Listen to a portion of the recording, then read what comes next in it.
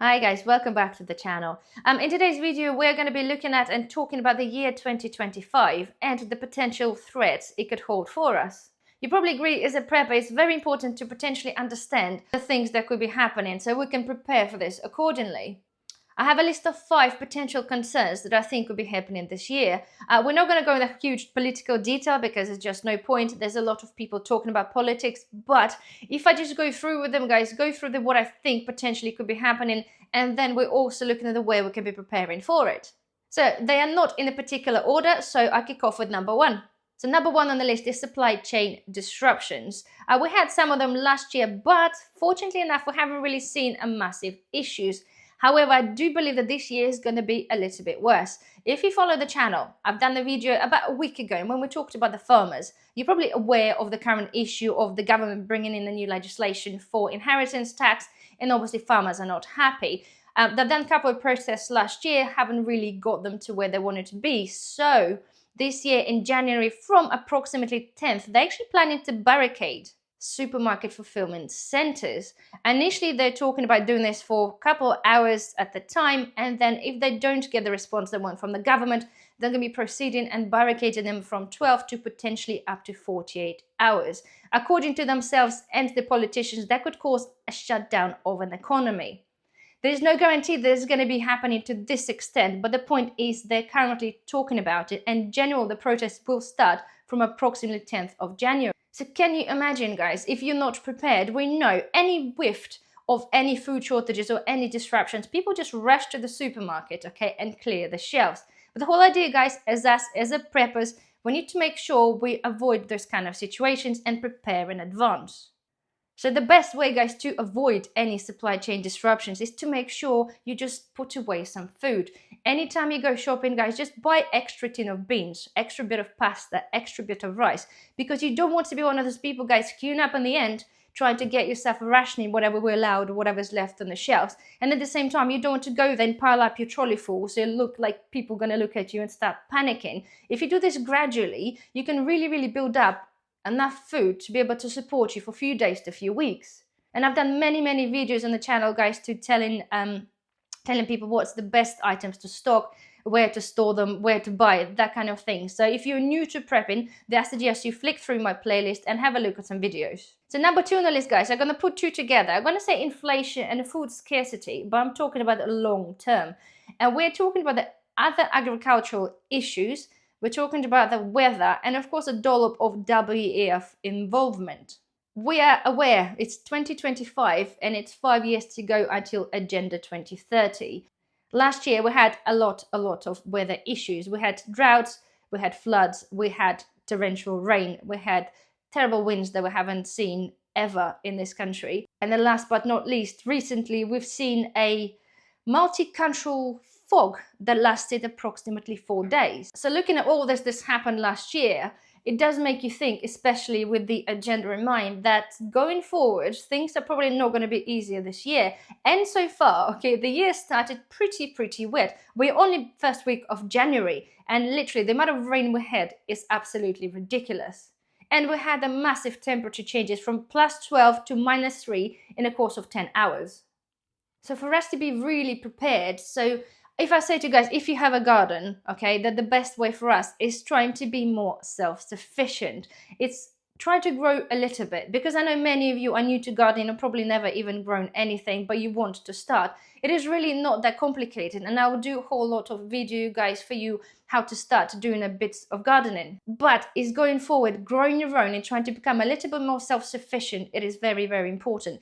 Any little bit that you can grow, you'll know it's free from any pesticides and additives, and you can just pop into your bug garden, pick it when you want, and it's fresh as anything.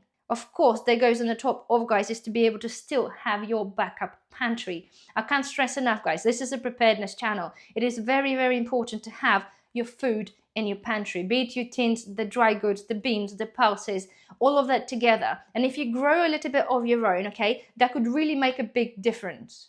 At the same time, if you're already growing, I think I'm going to speak on my own behalf. I'm going to be considering and expanding my growing area, and at the same time making some changes to what I currently have and how I want to be growing this. Again, the weather being playing a huge role in that. Again, if you follow the channel, when we had Storm Dara, and again, if you follow the channel, you know that I spent summer with my Mr. Daniel building a raised bed that I wanted to cover in plastic and mesh, and at the same time I wanted to put like a roof on it to create like an extra mini greenhouse, but unfortunately the storm kind of annihilated that thing. So this year, okay, I'm going to be looking at making this a little bit stronger and probably a little bit bigger. So my point is to you, if you're considering, okay, and that's the only way I can't stress enough, and I think we talk about it on the channel a lot, is if you can grow, okay, that you do the best you can. Don't worry even how the garden looks like. To be fair, I frankly stop bothering or worrying that people think, oh my god, the garden's a bit messy because, you know, got the raised beds everywhere. It's really no longer matter. All I'm thinking about and concentrating that we're going to get to the stage, okay, be it with the weather or anything else they throw at us, the food is going to be an issue, okay? And I want to do my absolute best to make sure that I can provide as much as I can at home.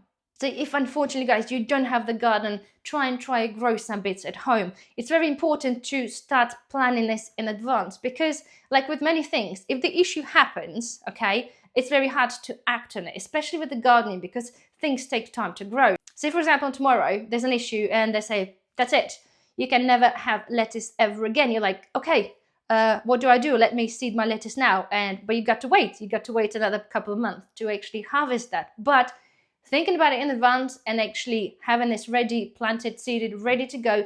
If that issue happens, okay, you have yourself lettuce. If it doesn't happen, you still have your lettuce, which is organic and ready to go. So hopefully, guys, it does make sense. At the same time, indoors, you can grow many things indoors in the pots. And I promise you at some point, I'll bring you other video to show you what you can or cannot grow inside. So next one is energy supply issues. We already know, okay, that the price has been going up, and all we can hear from them that we're going to have lack of electricity. But at the same time, it's not just the lack of electricity, there's other things that could be happening, like a cyber attacks. Again, many people talking that potentially if our electricity to go for a long time, this will be due to the cyber attack. If we actually look at the cyber attacks last year, I recall probably about 5. We're talking about the Visa, we're talking about the banking system, not separate to the Visa one. We're talking about cyber attack on cargo ships, I believe. They all got stranded. I remember one on the supermarkets, and I'm sure there was something else. But this is only what we get told. There are loads and loads of cyber attacks that we don't even know about. And one day something big can happen that is going to cause a massive issue. If we look at it on the base of the energy, the only way really we can protect ourselves from that kind of issue is to look into alternative energy supplies. So if you're potentially considering maybe a solar and you've been thinking about it for a little while, it's probably a good idea to sort of hurry up a little bit and make your decision whether you want to go ahead with this or not. I've covered many solar generators and solar panels on the channel, and this is only really a temporary solution. And it's not all about just generating power, it's also actually having ability to cook your food. Many people overlook this and think, well, if the electricity goes down, you know, the fridges go down, that kind of thing, you know, what we're going to do, how we're going to run our washing machine or how we're going to run our kettle. But many actually overlook the preparedness of the ability to cook your own food. Again, I've covered the off-grid cooking on the channel many times. There's many videos to tell you and show you what sort of things you can use. But a very basic one is, guys, is outdoor barbecue, be it a coal one or a gas one.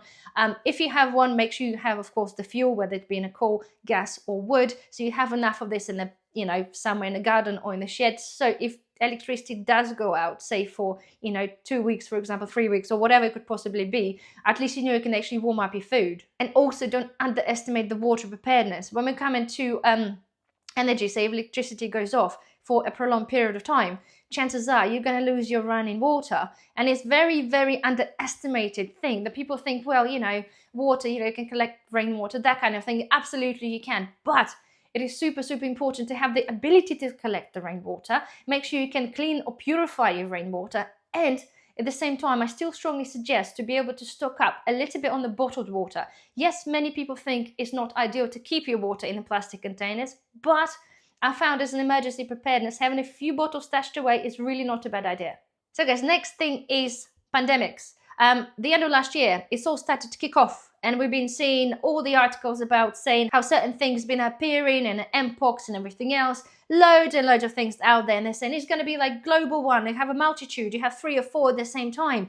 And only literally yesterday, I've seen one. It's another one in China. It's happening. It's spreading. People are sitting there in the waiting rooms, like tons of them. And it's going to be absolutely a nightmare. And of course, Billy Gates also told us that the next pandemic is going to be happening. We've been told it's going to be happening. Well, we know because they'll decide when it's going to happen. But nonetheless, okay, this is something we still should be preparing for. And I'm sure, right? And I'm sure, guys, if you look back on, well, pretty much 5 years now, isn't it? It's an anniversary of the incident, I shall call it. And you know what chaos that created. That's what they've done. It's totally ruined us as people. And as I covered this before, and I don't want to go into details there, but it changed us. You can't tell me that whatever happened for the past 4 years has been ongoing. You can't tell me it's not changed you. We changed our habits. We changed our behavior. We changed how we think. We probably changed a lot of other things, but we are different people. We're not the same people we were 5 years ago. So my point is, although it's not anything really can do to prepare for this, what we want to do is to avoid, okay, the same thing that happened originally, where people are just queuing up to the supermarkets because they haven't got anything and they decided to buy themselves 1,000 toilet rolls, that kind of thing. As a preparedness, okay, we'll do this gradually. Like I said to you with the food as well, you just stock up on things gradually. So if the issue comes, you don't have to worry about it. And reason, guys, I've put this on the list there because it's not particularly, I would call it a threat, but it is something we should be aware of and just be prepared for. And this is all just to make sure, guys, that you have your pantry full of food. And of course, guys, the last but not least, is a global conflict. Again, this has been going on for a couple of years now. And unfortunately, now we see that things been escalating in those areas because, well, somebody keeps putting a fuel into the fire. And at the same time, we already see the beginning of other conflicts in different parts. And of course, more countries are getting involved. And again, it's very hard to generally prepare for the conflict because we're really not sure which way it could potentially go. But we've got to understand that whatever happens, and if it's going to happen or if it's going to escalate, okay, what's actually going to have an effect on our economy and people. And I'm not talking about the worst case scenario, okay? I'm not talking us to going in and hiding in the bunkers.